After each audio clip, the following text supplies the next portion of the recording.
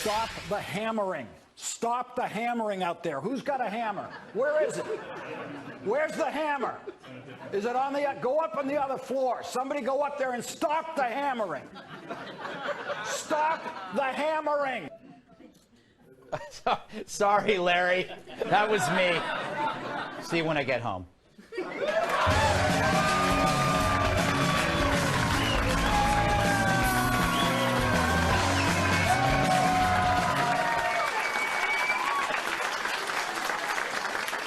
He went on the attack over a quarterback. Friday night, Donald Trump's in Alabama to support a guy named Luther Strange. Great name, but I kind of expect him to live under the sea in a cave made of skulls, Luther Strange.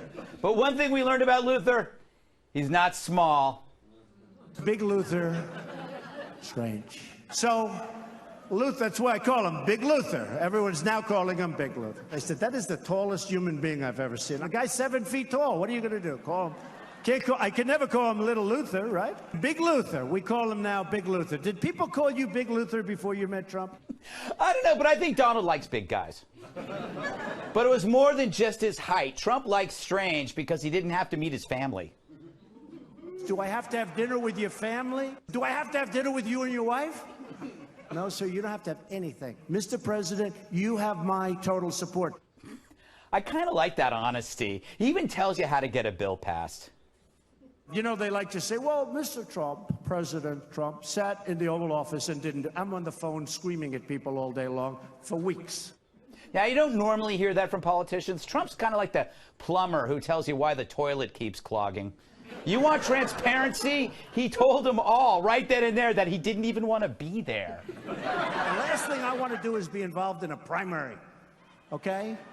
I could be sitting home right now getting to watch some of the games tomorrow, getting ready, right? Yes, the games.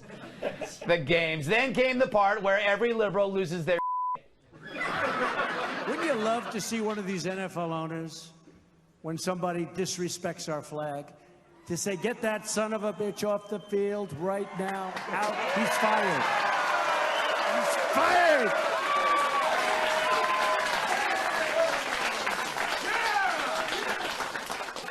That's a historical first. And like clockwork, it triggered the predictables.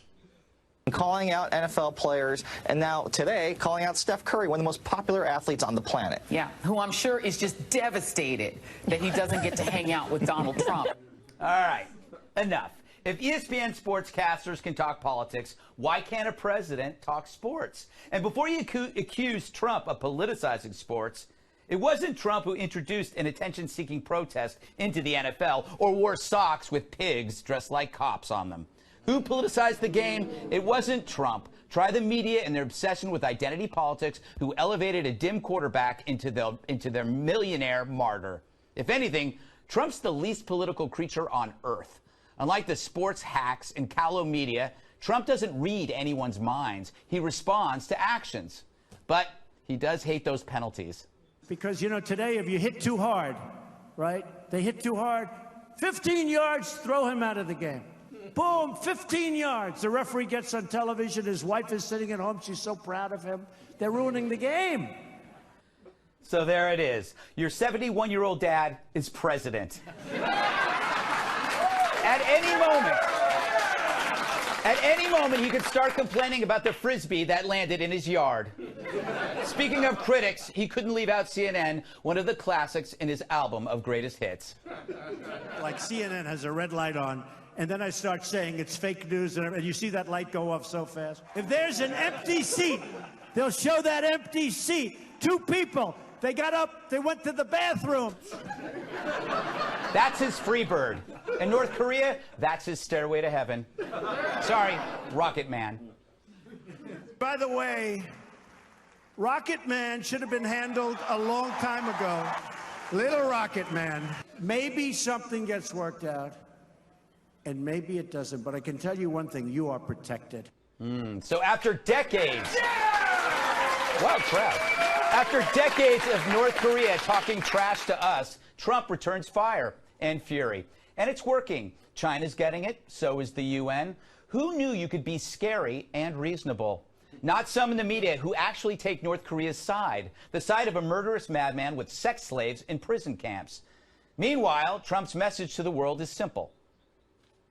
As President of the United States, I will always put America first. Just like you, as the leaders of your countries, will always and should always put your countries first.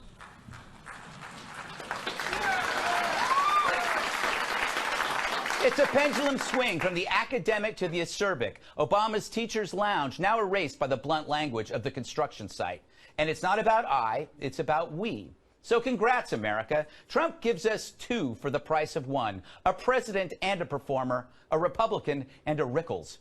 So come on, media, be honest. You love this. There's nothing like this. Your ratings are up, and after 8 years of sucking up, you're actually working for a living. Boo-hoo. The more hand-wringing you do, the sillier you look. Obama and Trump share similar thoughts on North Korea, but Obama said it like a politician. We could obviously destroy North Korea with our arsenals, but aside from the humanitarian costs of that, they are right next door to our vital ally, Republic of Korea. True, but Trump says it like us. Rocket Man is on a suicide mission for himself. See, if this were named that tune, Donald will always win. Obama's a librarian, Trump's a barbarian, and it's working. Previous presidents engaged in strategic patience. Trump hits him with tougher sanctions. He put muscle on China, and China bowed. Yes, look who's bowing now. The UN, which loved Obama, didn't do jack. Now they are. Why? Because Trump scares them. They're bowing now. Trump turned the tables on that Benetton cafeteria of incompetent freeloaders and dropped an elbow on Venezuela's head. We call for the full restoration of democracy and political freedoms in Venezuela. The problem in Venezuela is not that socialism has been poorly implemented, but that socialism has been faithfully implemented. That's a pretty good line. So, of course, the truth ticks off a lot of people, and it's the people you normally can't stand. So what's behind this bellicose talk? Is this about feeding his base? Well, it sounds like what he said about African-American neighborhoods during the campaign. Remember, he was just trashing some of the neighborhoods, they're tough neighborhoods, but what good is it to trash them? Well, yeah, it's a worldview that I just don't share, Anderson. The worldview that the president articulated is America first. You know it's good when it pisses off the people who piss you off. The people who can't see any progress through their prism of dislike. It's like they took those eclipse glasses from last month and they repurposed them. Until recently, you didn't even know eclipse glasses were a thing. But did you know that same technology is available in an incredible new product? They're called sunglasses. Using patented leftist technology, sunglasses filter out all the things you don't want to see, like solid economic growth, soaring stock market, lower unemployment, ditching the Paris Accords, decimating ISIS, fewer illegal border crossings, standing up to North Korea, and of course, no-nonsense Neil Gorsuch. Ever since I got sunglasses, I've been sad and angry and unable to see the president's accomplishments. Thanks, sunglasses. And if you act now, we'll throw in a bonus pair of our newest product, Hooray Bands. Hooray Bands eliminate unsightly everyday irritants, so you can be happy for once. Don't want to see a single episode of HBO's Girls? We got you. Sick of those middle school honor student bumper stickers? You know we got you. Got overdue credit card, cell phone, and mortgage payments? You need to take the glasses off and pay that. You got a responsibility, bro. So get your sunglasses and Hooray Bands today.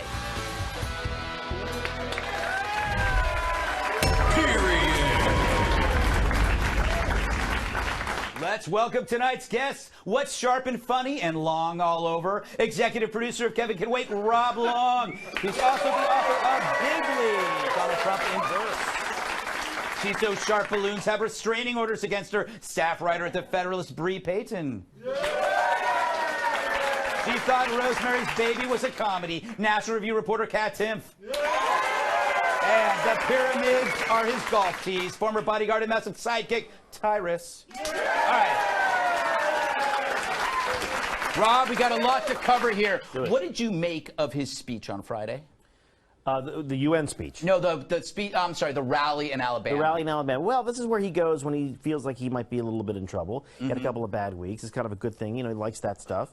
But the great thing about it is that he really, it's like a show business, like flyby. Yeah. I don't want to be here. I could be anywhere. I'm doing this for you. I mean, it's fantastic stuff. But like, I'm not entirely sure it was politically smart. I mean, to get into a midterm like that or a special election is not the smartest thing for a president to do. The guy's name is Luther Strange. Dr. Luther Strange. I put the doctor there. He's not a doctor, but I think it's better than Dr. Luther Strange. It is. Dr. Strange. He's from the Marvel comic series, Luther Strange. Yeah. He was infected by some kind of radiation.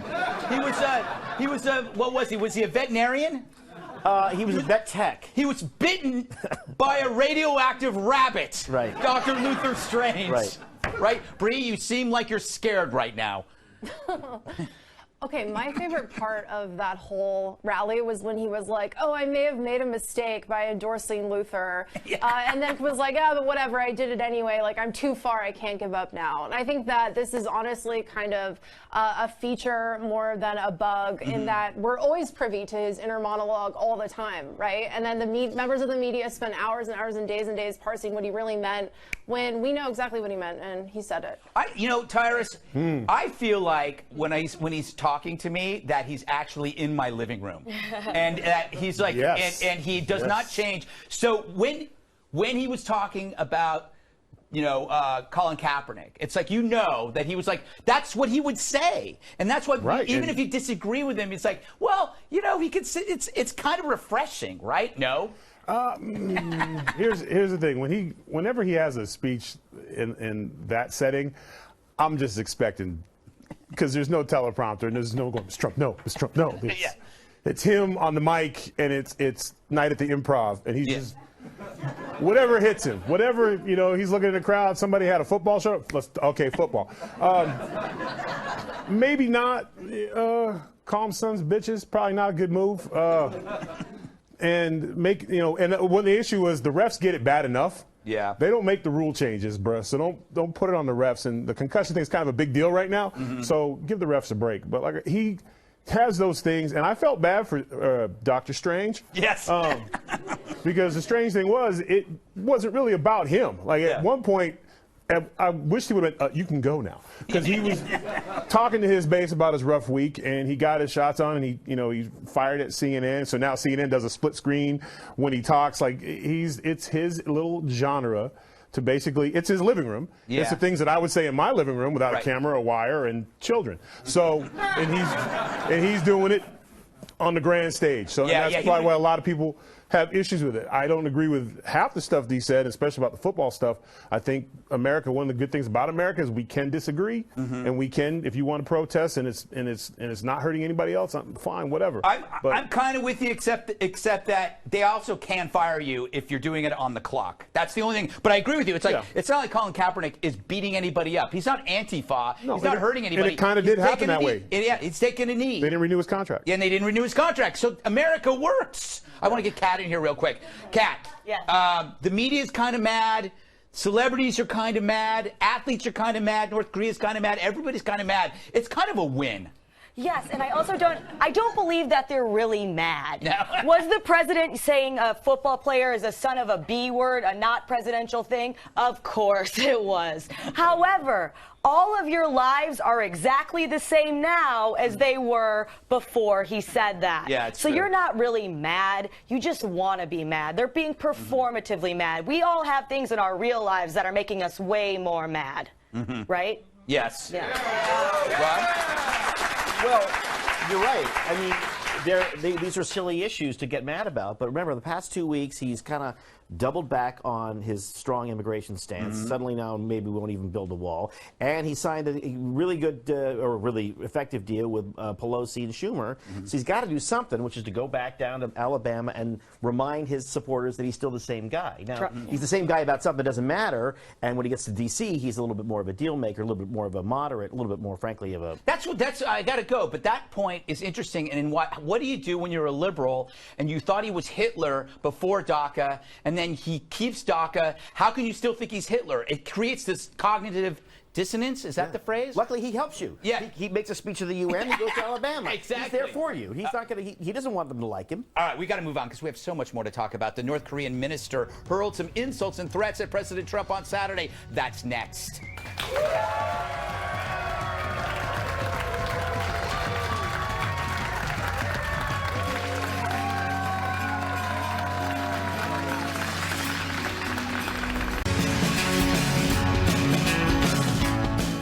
More stuff happening.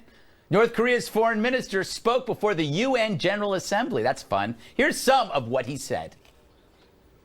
He has tried to turn the UN arena into a gangster's nest where money is respected by Trump, a mentally deranged person full of megalomania and a person who is chastised even by American people as Commander in Grief, Lying King, President Evil. None other than Trump himself is on a suicide mission. Well, that was interesting. It's hard to hear what he said, Kat, but I think he said that our president was evil. Yes, I'm very shocked to see that President Trump and North Korea are not getting along. Given the fact that they've always loved us oh so very much. I'm not afraid that I'm going to get blown up by North Korea. I'm just not afraid of it because if they ever did anything to us, they would be completely destroyed. And you know what? They know that over there. Yeah, it's like, okay, yeah, they don't like each other, and they're showing it. I don't see whatever. Tyrus, is this basically trash talk between two sports teams? It's no, it's not trash talk between two sports teams. Listen, And by the way, one thing we've learned. I'm not stereotyping you by asking Oh, that no, question. of course not. Yeah, right, whatever. And I'm trying not to fire back with several epitaphs that would describe my feelings right now. Here's the thing. This is not trash. This ain't Ollie, Joe Frazier trash talk right here. This is two guys who aren't very good at trash talking, to the point where he literally was like, yeah, call him that. That's a good one, boss. You're gonna really hurt his feelings. Now they're gonna go back to like Trump, you stupid man, you stupid man, the man who is stupid. Like they got one missile and they keep firing off in the wrong direction and they're getting a lot of attention. But now he's not just trash talking back, which gives them their plane and their stuff, but he's those backhanded sanctions that are they're even attacking the banks. So it's not working. Well, you know, the thing is, Bree, I might say that Trump has made more progress in 6 months than 3 presidents have in 24 years. And the reason why I'm saying that is because I have no evidence, but I knew I would get applause. But at least I'm being honest about the fact that I was looking for applause, Bree. Yeah, and I do think that Trump is being honest, too, in a lot of his remarks. I mean, he's not saying anything we don't already know, right? Saying that, hey, if you do something bad, we'll blow you off the planet. I mean, everyone knows that. I disagree with Tyrus, though. I think that North Korea is pretty good when it comes to the dissing. I had to Google dotard, and it was actually pretty funny. Yeah, these are the same people who they have a long history of really funny insults, and they once called Hillary Clinton a funny-looking woman who looks like a pensioner who's out shopping, which I think is rather apt. I mean, these are really on the nose. I'm sorry, but if you call me a name, I have to go, hold on, let me Google that.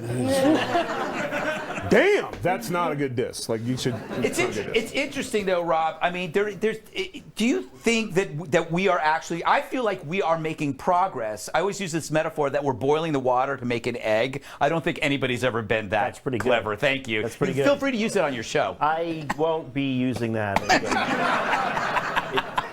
No, you're absolutely right. Look, part of the problem is that you're right. 25 years, maybe 30 years of American presidents kick the can down the road. It is a serious problem. The guy has more than one missile, and it's actually getting where he wants it to go. We don't have to worry about it. We're in New York. Yeah. We probably don't have to worry about it on the West Coast, but they have to worry about it in Japan. They have to worry about it in South Korea.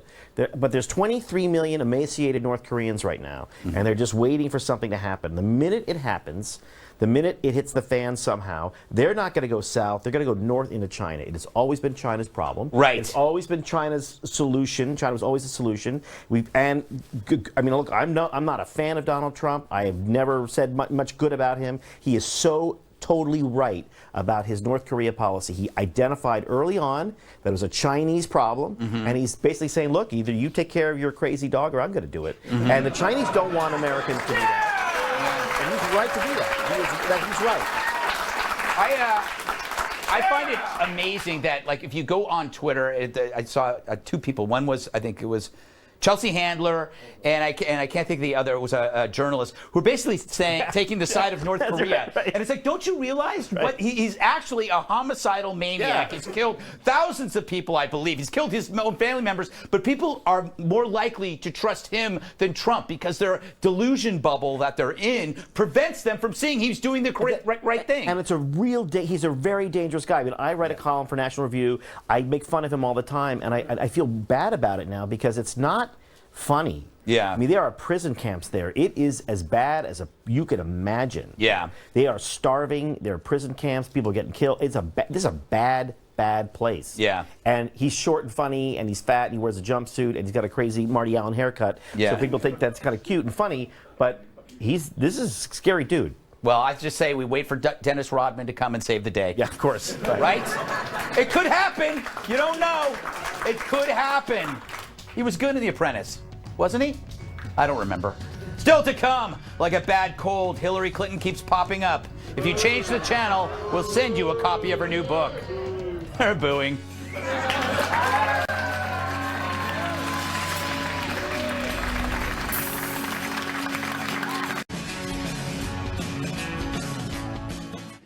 At the end of life on this planet, three things will remain: cockroaches, Twinkies, and Hillary Clinton.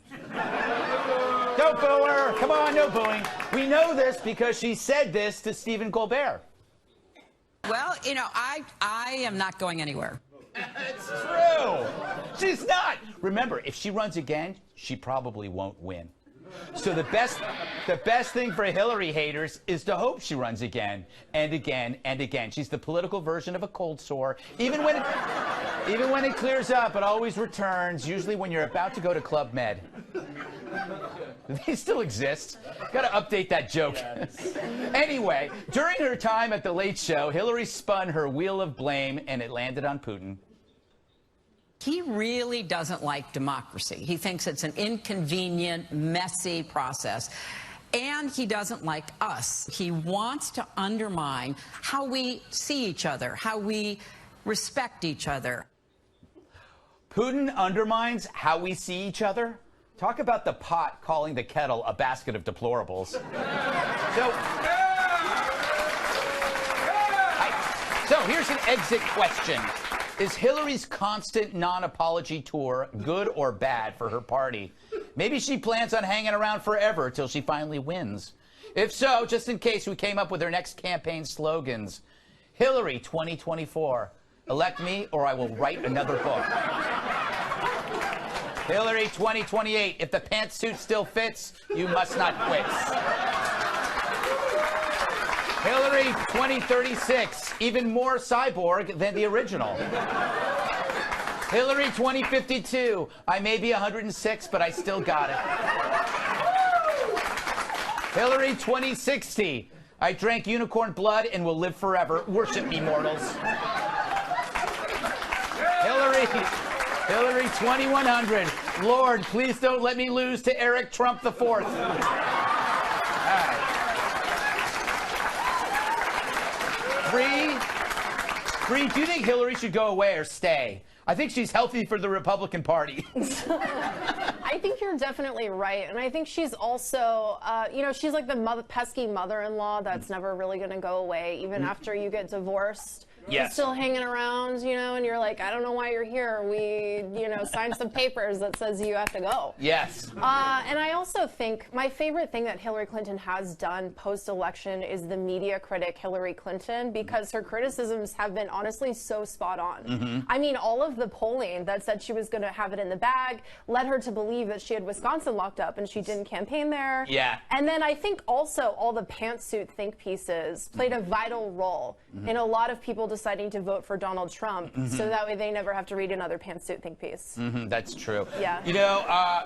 Rob, it seems like every day we get a friendly reminder of what could have been. Right. What might still be. Let's not exactly. get too confident in ourselves. Exactly. She could run with Chelsea. Well, look, here's the problem. The problem is in normal American politics, when someone loses, the young Turks, whoever the young people are in that party, they sort of take him out in the middle of the courtyard, put a cap on his head, and they say, that's it. That's right? not really what happens. No, but you know what I mean. I mean, it's allegorically. Allegorically, okay, good. I just want to make that clear. It was an allegory. Yeah. You're saying like you go off into the sunset and retire. Or the young people stage, they push you out. You're pushed out. You don't leave the stage. Gotcha. There aren't any young people there. They don't have That's a bench. true. Bernie's young. Yeah, right. It's Bernie. It's Joe Biden. It's like Bernie, Joe Biden, and Hillary Clinton. I know. Who's the? You don't have any young leaders there. They have a leader problem, not a message problem. They have a messenger problem in the Democratic Party. So as long as there's a vacuum, she should write as many books as she wants. But what it'll take is a younger, exciting Democrat to push her aside. It's true. So you got Biden, you have Sanders, you have Hillary. It is like a rest home. You're talking about Really is. Yeah. It is. It's the day room. The day room in a bad, like assisted living facility. I've been there. Tyrus, what do you think? It sounds like Trump's doing a victory tour. She's doing a victim lap. Yeah, well, it is in style to be the victim, and let's not forget about all this Mueller stuff. I don't think it's any coincidence that she's hanging around for a reason. She might see a glimmer of light if the Russian narrative actually comes back with some indictments and stuff going on. All of a sudden, she goes from our jokes to going, told you.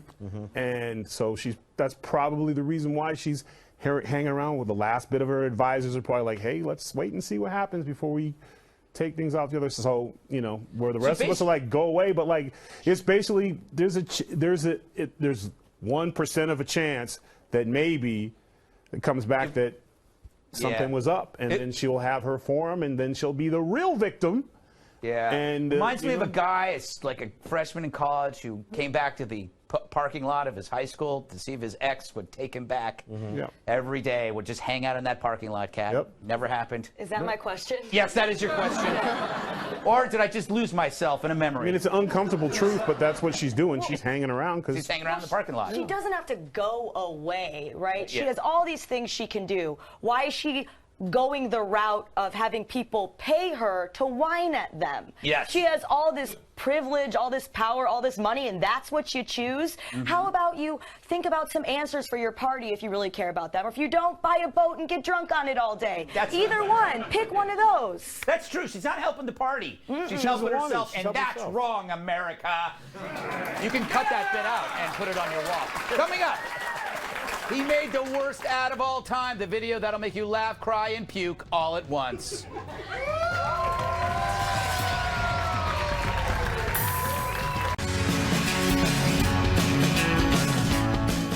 What do you get when you cross the movie Top Gun with a steaming pile of horse excrement? You get this campaign ad by Virginia Democrat Dan Helmer. You never hold town halls anymore with constituents. Planned Parenthood and Obamacare you voted against. You're trying hard not to show it. If he set out to make the worst campaign ad of all time, Helmer, who's challenging Republican Congresswoman Barbara Comstock next year, he passed with flying colors. The ad spoofs a famous Top Gun scene, but sadly not the awesome shirtless volleyball part, which I've reenacted many times with Lou Dobbs. Warning, this next part's gonna hurt. But Barbara, you know it. You've lost that centrist feeling. 'Cause you've been right-wing appealing. We've lost that love and feeling. Now it's gone, gone, gone. You've got to go. Ba-doom, ba-doom, ba-doom, doom, doom. Ba-doom, ba-doom, ba-doom, doom, doom. Nice work, Dan. Thanks, Maverick. I'm Dan Helmer. I approve of town halls, bad singing, and this message. You can't see it right now, but inside I am vomiting. Parts of my organs are failing, Tyrus. Thoughts? You look very sad. Stop. Please. Don't show that again. Okay. I apologize. Rob, you're in the business. You produce hit comedies, or shall we say comedies? Just comedy. What if he wins? What happens? A trend. That's the point. It's all funny, and then he wins. Yes. Look, campaign jingles work. Really, really terrible campaign jingles work. This could work. He's got plenty of time. I mean, it's better than the grainy black and white footage of what do we really know about Congresswoman Comstock, which we've all seen. This is something fresh. When this works, and I think this will work, it's going to be a trend. We'll see a lot more bad ads. Kat, what did you think the pitch meeting was like when they were coming up with this? He needs to fire all of his staff and cut all of his friends out of his life. Yeah, really? Because clearly they don't care about him, or they would not have let him do that. They let him think that was a good idea. I've seen leaks less damaging than that, and he did that on purpose. And that might be hurtful, but you know what? He hurt me by making me have to watch that, so I don't feel bad about it. All right. Bree, maybe the joke is on us because we are playing the ad. It would have cost him to run an ad in this show over $13 million. Right, $13 million to run an ad. Just ask William Devane. But we just ran it for free. Yeah, exactly. I think this is honestly a brilliant strategy. And I mean, I've known publicists who have used this tactic, make a really terrible video in order to get people, for it to go viral and everyone to pick it up and everyone to aggregate. This is how the news works now, and he's just playing the game. I mean, listen, as you said, we're talking about it on the show. I think The Tonight Show covered it, as well as several other late night shows. Also ran the clip and said his name. So I'm sure the traffic on his campaign side has gone through the roof. I mean, maybe it's annoying, but who cares if it's effective? You've lost that. Stop. I said stop. I'm going to start cussing. You know, I long for the good old days when viral was something bad. It's still something bad. But It still is. bad. It is actually still something bad. In fact, it's even worse now. Yeah, 'Cause yeah. if I hear that word again, I'm going to explode. All right, we gotta move on. Coming up, Rolling Stone magazine is for sale, and other things you can buy for $5.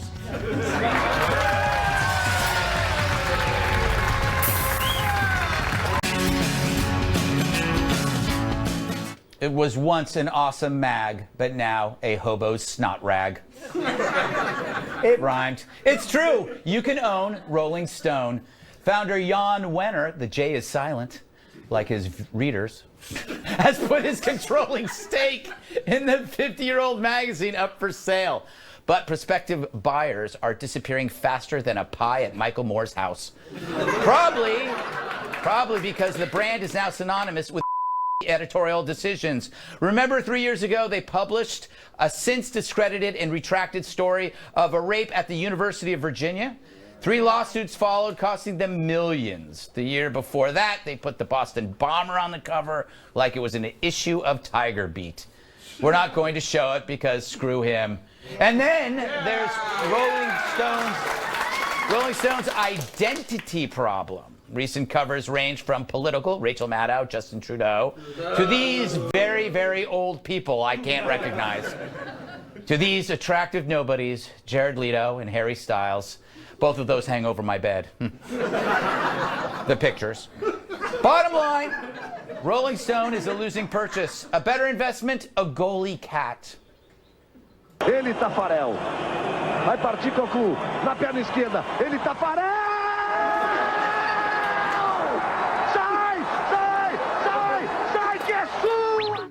Oh, it's worth every penny. Rob, you and I are probably born in the same decade. I'm probably younger, given that beard you have. I grew up reading Rolling Stone. Yeah. You could have P.J. O'Rourke and you could have Hunter S. Thompson in the same issue. Right. 2 diverse opinions, both great writers.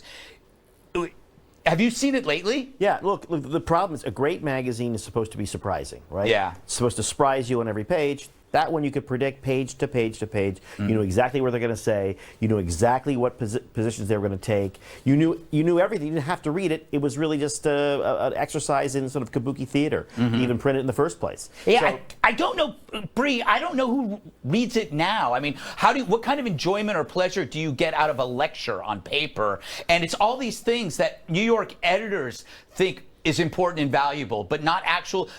People who listen to music cannot find any music in that magazine. Yeah, I definitely think the magazine is going through this kind of weird time right now where they used to be the countercultural voice and now they've become the culture. And I think that's evidence in a lot of editorial decisions that they've been making as of late. As you pointed out, that story about the UVA rape, which there's huge holes in that. And I mean, part of the reason why they choose the stories that they do, I mean, they recently ran a very glowing article about Tim Gill, who's this mega rich, ultra rich LGBT activist who said he wanted to punish wicked Christians. You know, and I think that those decisions that they make in the stories that they decide to run really show that they're really in the bag in a lot of issues, to the point where they're not even going to do basic fact checking about issues, right? Well, like yeah, if you believe in the ending, there's no point in fact checking, because the fact checking will disrupt your ending. Kat, I have a theory.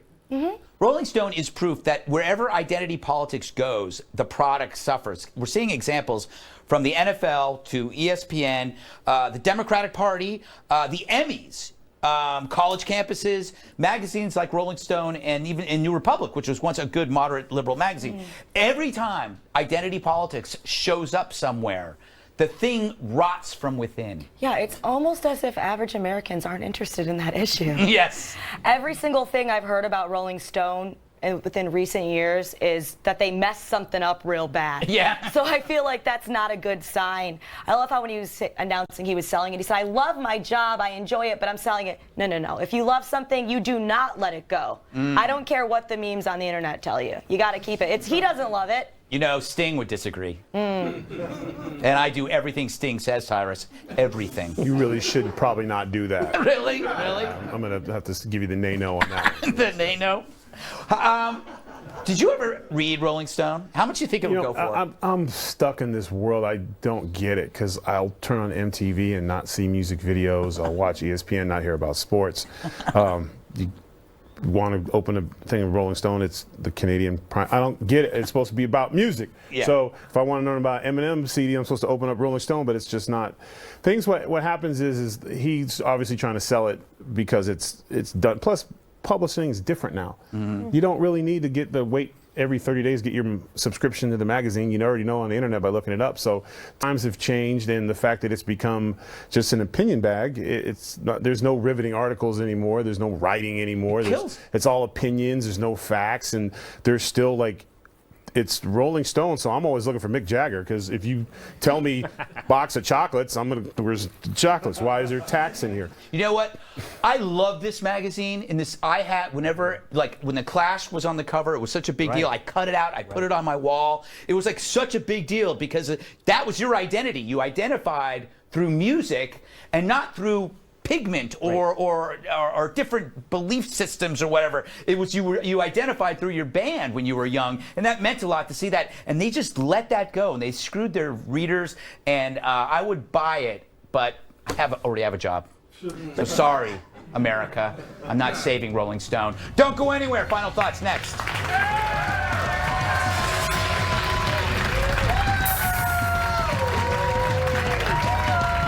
I'll see you on Monday, the 5, at a new time, which is our old time. We're returning to 5 p.m. Eastern, but we're running out of time. So, what you've wanted to say all show, but haven't had the chance to say, so here's your chance to say it right now. Kat, do you have something for us?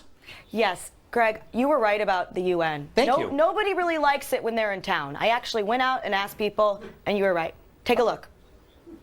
The UN's in town, everything's blocked off, and everything is a mess. Who needs this? You've been covering the UN since 1986. What does the UN do for the U.S.? Well, basically, it's we pay, you bash us. That's the basic relationship. We pay to be bashed, and that's good? Well, doesn't it seem like the U.S. is given a lot? You know, we're always remembering the anniversary, giving the better presents, and the UN really isn't.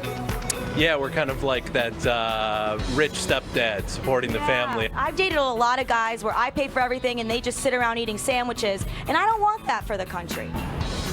Yeah, I mean, I like sandwiches. I wake up in the morning sometimes and I'm really sad, and I think about the UN, and I feel exactly the same. I'm sorry to hear that. Like, hey, we're the UN, we're dope, we're cool, and then like maybe more people would be into it. Yeah. They're not really into updating their social media. Saw their last tweet. Their last tweet says, Allied powers declare victory. That was 1945, if I remember correctly. Do you think it's possible that it's just kind of like a big plot by Big Flag so they can produce more flags? I'm just trying to educate the masses. Okay, you have educated me. It's one of those things where like Saturdays are for the boys, but the UN seems to think every day's Saturday. That's true, yeah. Saturdays are for the boys. I can definitely agree with that. Okay, thank you. Am I bashing the UN too much? Oh, not to my taste. Because I feel like, what are they going to do? Meet about it, right?